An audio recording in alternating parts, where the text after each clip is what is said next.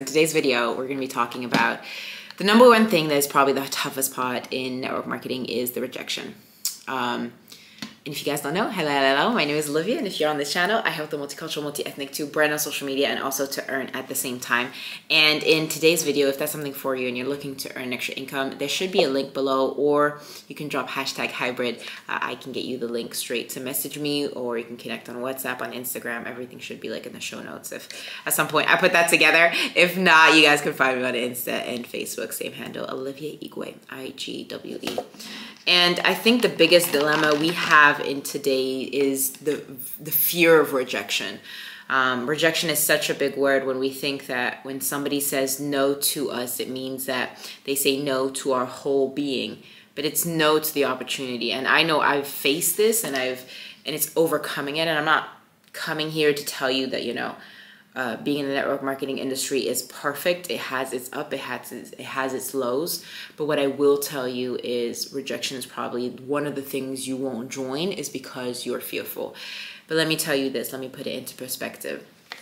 Do you remember that date that you went on and the guy never showed up? He said he was going to show up, but never did. That is facing a rejection. It's not because he did not want to spend time with you, although maybe it was, but because he found something better, or you weren't the right person, or something came and he didn't have the decency to message you to tell you, no, it's not the right one. Or let's reschedule. Or have you ever had this situation where I can talk about my own experience? My ex fiance dumped me when I was in Spain on holiday with my family around Christmas time about 7 years ago, because in his thing he was like, I just don't like you anymore, don't love you anymore, right? That's a face of rejection. Or when I started selling the supplements, so many people told me no because one, they said no, but it wasn't no to me. It was no to them purchasing it because they didn't have any information, or they think they didn't need it, or the fact that, X, Y, Z, whatever it is, it does not matter. They already did not choose. But rejection is, we call it God's protection, but also means that it's not for you. Like, what if everybody said yes to you? Like, yes, that could be cool, but you're not building any resilience. You're not building any muscle to overcome. You're not building that barrier where you're like, oh, okay. Well, and I think that's why a lot of people have failed. And I can talk about it because I failed with my first business, opened it up with 50 euros, shut it down for 4K. Then I jumped into different opportunities that I thought weren't necessarily the ones that resonated until Fitline jumped into a friend called me up, and I prayed to God the night before. It's like, look, God, can you bring me something that I could align like body, mind, and soul? Could you bring something that could, help out? Because I'm so exhausted doing fashion. It takes me 2 days to style the person and to look after them, and I'm selling my time it just didn't work. It just didn't resonate. And so I prayed to God and said, look, bring me something. And I kid you not. I can't remember, I keep on saying 48 hours, but maybe it was 24 hours. My friend called me up, Eric. He says, hey. I'm like, hey. He's like, you want to check this opportunity? I'm like, well, I'm looking for a home, so might as well. What you have for me? He's like, he's got supplements. I'm like, do I really look like somebody that takes supplements? That was a form of rejection. I'm like, do I really look like somebody that has supplements? He's like, look, it's not about that, but like, are you wanting in or out? Give me all, the ins and outs of the product, etc. He's got 5 hours. He hung up and said, look, he got 5 hours to decide. And I just jumped into it. I didn't know what it was, but I believed in my friend's vision that there was an opportunity to build, to grow. I didn't even know the product. I didn't even know what it was. But when I did receive it, oh my goodness.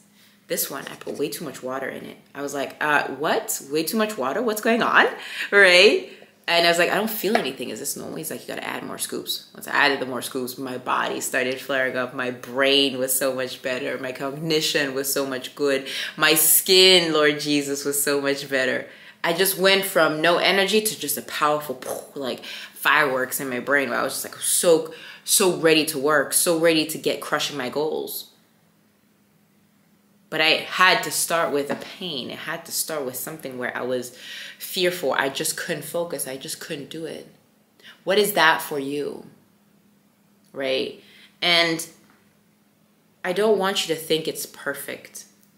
But rejection is just building that muscle of being okay with people saying no to you. Now, of course, understanding why they say no. You know, if you reached out to somebody.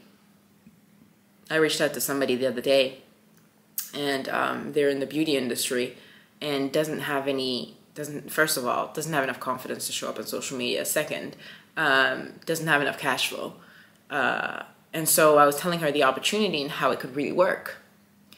Person seemed interested, but as the conversation goes, you could hear the fear. You could hear the fact that, doesn't think it would align with her values.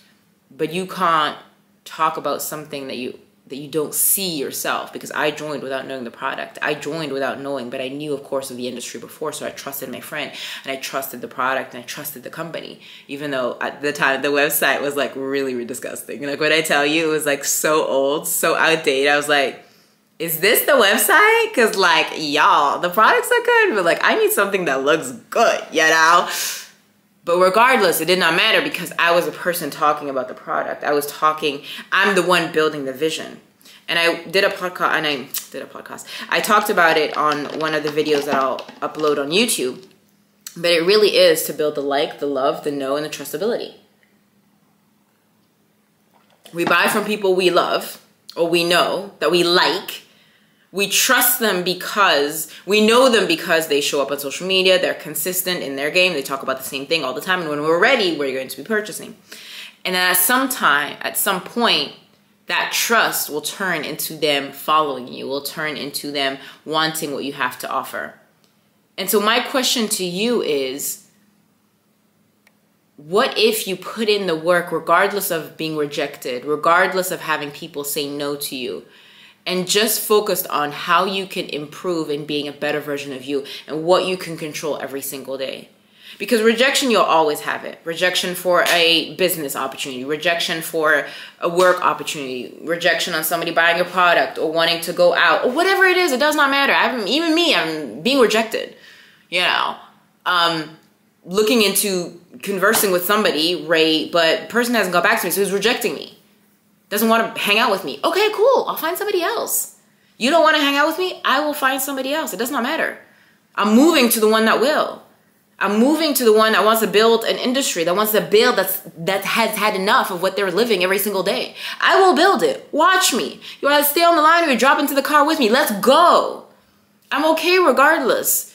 But because I need to know my intention, I need to know where I'm heading. The rejection isn't a big thing if you know your intention, if you know where you're heading, if you know where you're going. Yes, does it suck, rejection? Absolutely. It really does suck. Does it hurt? Absolutely. When people are talking about you, or, making fun of you or whatever, it hurts? Yes. But you know what I heard? I heard this quote, and it's from Tim Grover, and he says, let me find it because I want to say the exact words so we're right on track with the right things. Of course, if I could remember my password, it'd probably be better there, but that's okay. Tim Grover, an awesome man, honestly. Like, I wish I could meet him one day. Regret. The bill of regret. I'm sure he said it some way, some shape or form. If you think the cost of winning is high, just wait until you get the bill for regret. I'll repeat it, just so you hear it. If you think the cost of winning is high, just wait until you get the bill of regret. And that's one thing, and I'm like, no, I don't want to live in regret. I don't want to live in the fact that I just can't do what I can do. I can focus on the things that I can, and I'll get better at it. I'll find the peak of my performance at time to show up, and then the rest, I'll figure it out. All right? Guys, me and M&M's and the Activize want to wish you a great day, but hopefully this resonates and brings you a little bit of mindfulness of things like, oh, okay, you do have a point. But ultimately, it's going to be you facing you against yourself, okay? If this resonated, absolutely do like, subscribe. If you don't know, I help the multicultural, multi-ethnic to brand on social media and to earn also at the same time. So if that is you and you want to work, let's go for it. You can drop #hybrid, but remember, be you to you. The world does not dictate who you are, but you dictate the world. Talk to you later.